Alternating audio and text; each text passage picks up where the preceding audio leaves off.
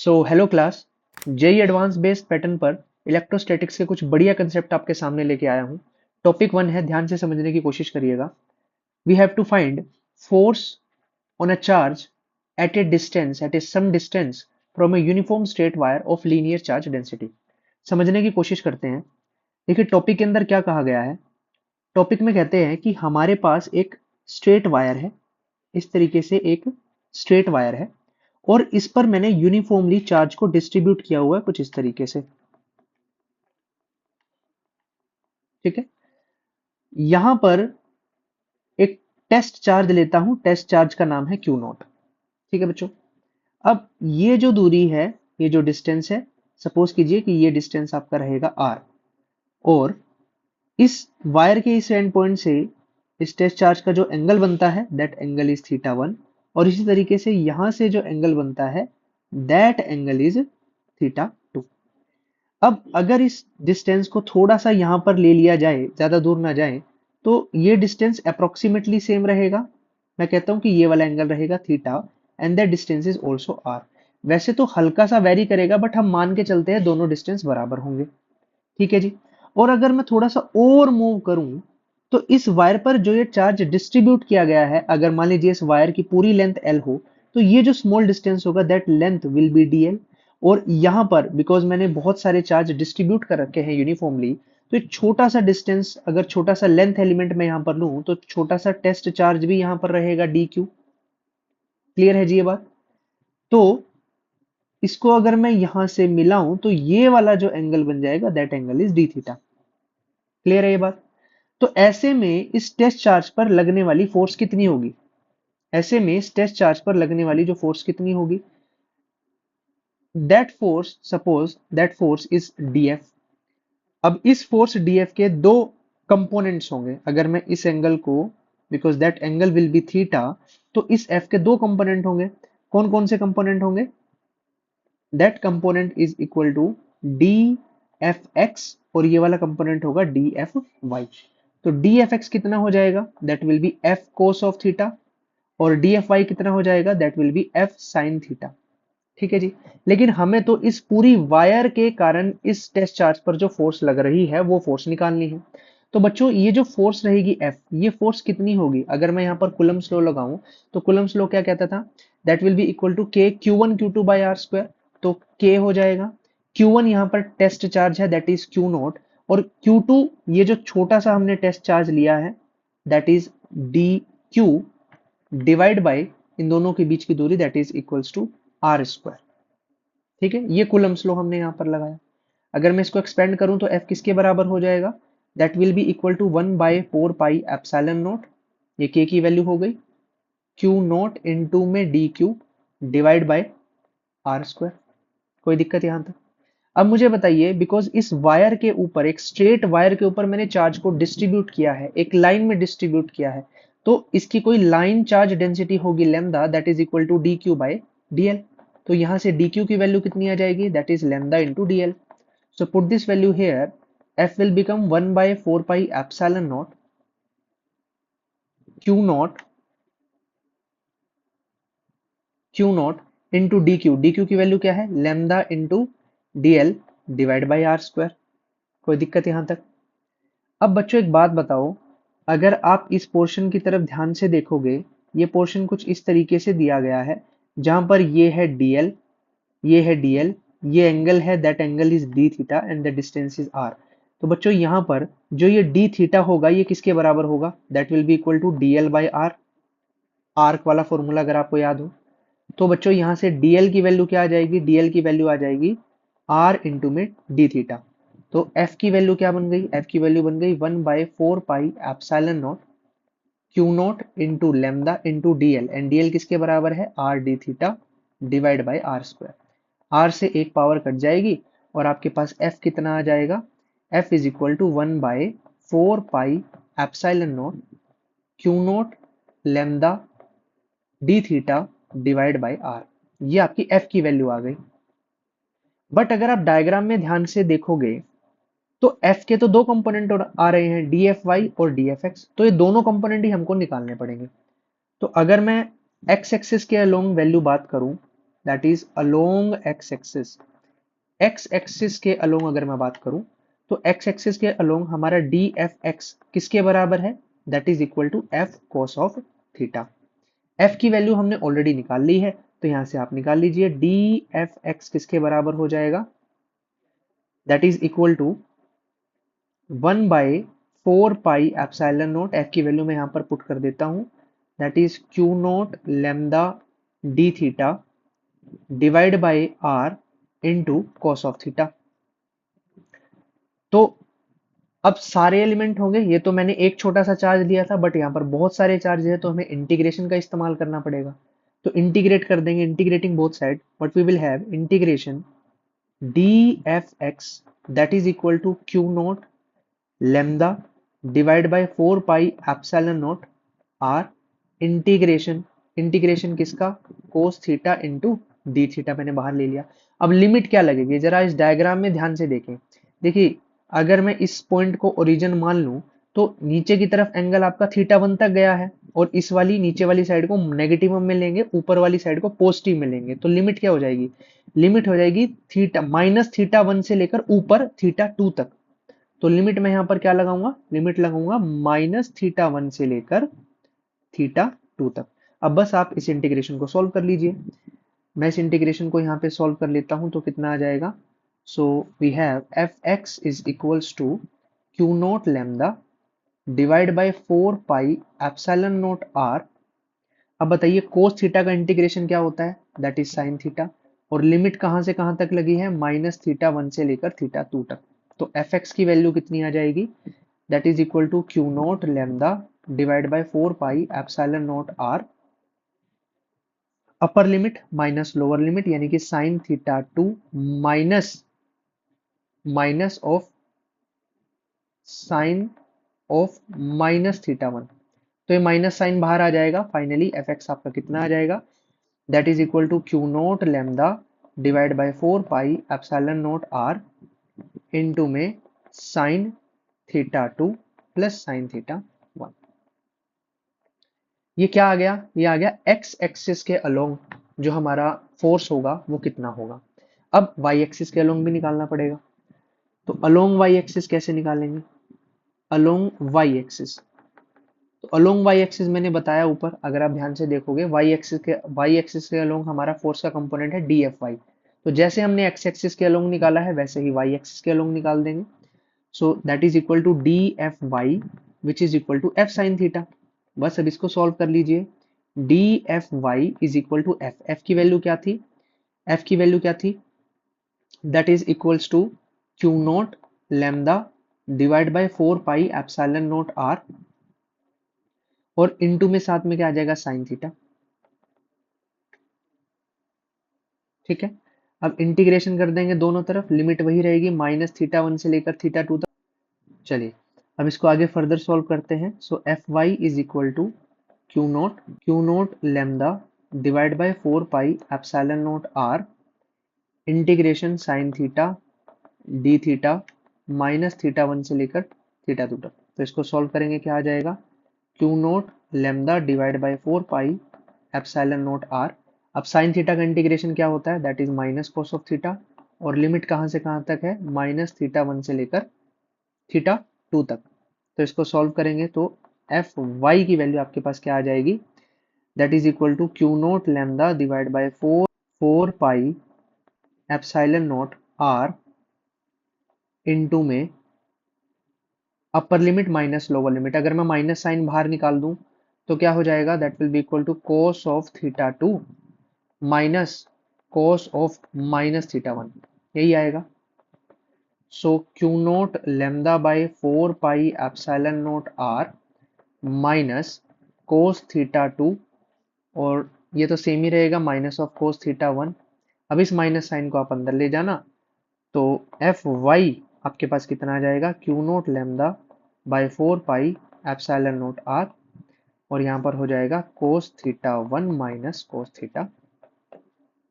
ये हो गया आपका वाई वाला कंपोनेंट। तो ये डेरिवेशन जो है जेईई एडवांस के लिए बहुत इंपॉर्टेंट है, और इससे रिलेटेड क्वेश्चंस कई बार बहुत सारे पूछे जाते हैं। ठीक है जी, तो एक बार मैं थोड़ी सी ये जो डेरिवेशन मैंने कराई है, इस डेरिवेशन की समरी एक बार मैं आपको फिर से बता देता हूँ। समरी, देखिए समरी क्या है, समरी क्या है एक बार ध्यान से सुनिए। समरी ये है कि अगर आपके पास इस तरीके से कोई लाइन चार्ज डिस्ट्रीब्यूशन दिया गया है, इस तरीके से कोई लाइन चार्ज डिस्ट्रीब्यूशन दिया गया है और यहाँ पर एक टेस्ट चार्ज दिया हुआ क्यू नोट, और अगर ये डिस्टेंस आर हो और इस तरीके से ये एंड पॉइंट्स पर ये जो दोनों मिलाएं, तो ये वाला एंगल अगर थीटा 1 हो, ये वाला एंगल थीटा 2 हो, तो ऐसे में इस चार्ज पर फोर्स लगेगी और उस फोर्स के दो कंपोनेंट होंगे, एक एफ एक्स और एक एफ वाई। एफ एक्स कितना होगा, एफ एक्स होगा q naught lambda divide by 4 pi epsilon naught r into में sine theta 2 plus sine theta 1। ये रिजल्ट आपको याद रखना है। और जो y वाला कंपोनेंट होगा एफ वाई, वो कितना होगा, that is Q naught by lambda 4 pi epsilon naught r into में cos theta 1 minus cos theta 2। ये समरी है इस टॉपिक की, आपको ये दोनों बातें याद रखनी है। जेई एडवांस की प्रॉब्लम्स में इस कंसेप्ट का, इस फॉर्मूले का सीधा सीधा इस्तेमाल किया जाता है। अच्छा, यहाँ पे एक बात का और ध्यान रखना, आपने फोर्स निकाल लिया है तो इलेक्ट्रिक फील्ड यहाँ पर भी आप निकाल सकते हो। इलेक्ट्रिक फील्ड क्या होती है, force divide by the test charge Q naught. बस अगर आपको इलेक्ट्रिक फील्ड निकालनी है तो क्यू नोट को हटा देना, तो यहाँ पर आप ई एक्स और ई वाई निकाल सकते हो। ई एक्स कितना आएगा, lambda by 4 pi epsilon naught r into में sine theta 2 plus sine theta 1। और इसी तरीके से आप ई वाई भी निकाल सकते हो, यहाँ से क्यू नोट हट जाएगा, lambda divide by 4 pi epsilon naught r into में cos theta 1 minus cos theta. तो इलेक्ट्रिक फील्ड का कंपोनेंट भी आप यहाँ पर निकाल सकते हो। ये भी बहुत इंपॉर्टेंट टॉपिक है। ये टॉपिक बेसिकली ये भी एडवांस के क्वेश्चंस में पूछा जाता है, तो एक बार समझने की कोशिश करते हैं। देखिए टॉपिक क्या है, we have to find out force due to a circular ring, यानी कि अब हमारे पास एक सर्कुलर वायर है और सर्कुलर वायर पर चार्ज डिस्ट्रीब्यूट किया गया है। तो इमेजिन करने की कोशिश करें, हमारे पास ये इस तरीके से एक सर्कुलर वायर है और इस सर्कुलर वायर पर मैंने चार्ज को इस तरीके से डिस्ट्रीब्यूट किया हुआ है। ठीक है,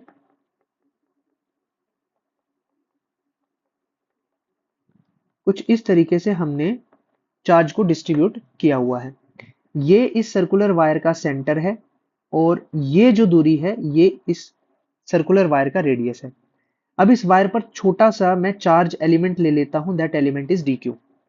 ठीक, और बिल्कुल इसकी सीधी डायरेक्शन में एक्स डिस्टेंस की दूरी पर यहां पर एक टेस्ट चार्ज रखा है जिसका नाम है क्यू नोट।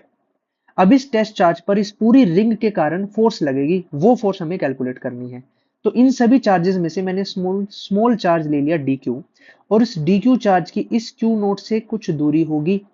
मान लीजिए अगर ये एंगल थीटा है, ठीक है, ये एंगल 90 डिग्री का है। अगर मैं यहाँ पर पाइथागोरस थ्योरम लगाऊं तो डी क्यू से लेके क्यू नोट तक की जो दूरी होगी वो कितनी होगी, that is equal to under root of X square plus are square. ये समझने में तो कोई दिक्कत नहीं है। अब इस क्यू नोट चार्ज पर इस डी क्यू चार्ज के कारण एक फोर्स लगेगी। ठीक है, ये फोर्स कुछ इस तरीके से सीधी डायरेक्शन में जाएगी, that force is, let's say that force is F. और यहां से हॉरिजॉन्टल डायरेक्शन से इस टेस्ट चार्ज का जो एंगल होगा दैट एंगल इज थीटा। तो फिर से एफ के दो कंपोनेंट बन गए, कौन कौन से, एक एफ एक्स वाला कंपोनेंट बनेगा that is equal to F cos of theta, और इसी तरीके से यहां पर एक कंपोनेंट बनेगा that is F Y which is equal to F sine theta. अगर आप देखोगे इस पूरी रिंग के कारण जो साइन थीटा वाले जितने भी कंपोनेंट है, क्योंकि एक ऊपर भी मान लीजिए इस तरीके से आएगा, साइड में भी आएगा, ये सारे जो साइन थीटा वाले कंपोनेंट है एक दूसरे को कैंसल आउट कर जाएंगे। लेकिन जो एफ कोस थीटा वाला है यही हमारा एक्चुअल में नेट फोर्स बनेगा जो कि टेस्ट चार्ज पर लग रहा है। तो फोर्स कितना होगा, वो फोर्स है एफ इंटू कोस थीटा। तो आप सभी को पता है कि एफ यहां पर कितना होगा, बिकॉज अगर मैं दो चार्जेस लूं that is Q note and D Q, so 1/4 pi epsilon naught into में पहला चार्ज हो गया क्यू नोट, दूसरा चार्ज हो गया डी क्यू, और इन दोनों के बीच की दूरी कितनी है, इन दोनों के बीच की दूरी कितनी है, ये दूरी है, ये वाली दूरी है, इसका स्क्वायर भी होगा। तो यानी कि under root of X square plus are square, और इसका फिर से स्क्वायर कर देंगे तो स्क्वायर से अंडर रूट हट जाएगा, तो एफ कितना आ जाएगा, that is Q naught d Q divide by 4 pi epsilon naught into में x square plus are square. लेकिन टोटल फोर्स जो नेट फोर्स है ये वो कितनी है, एफ कोस थीटा है। तो नेट फोर्स कितनी आएगी, बिकॉज साइन थीटा वाले कंपोनेंट तो कैंसल आउट कर जाएंगे सारे, तो नेट फोर्स हमारे पास कितनी आएगी, नेट फोर्स आएगी एफ इज इक्वल्स टू, या एफ प्राइम इसे मान लेते हैं, that is equal to F cos of theta. अब कोस थीटा बताओ कितना है।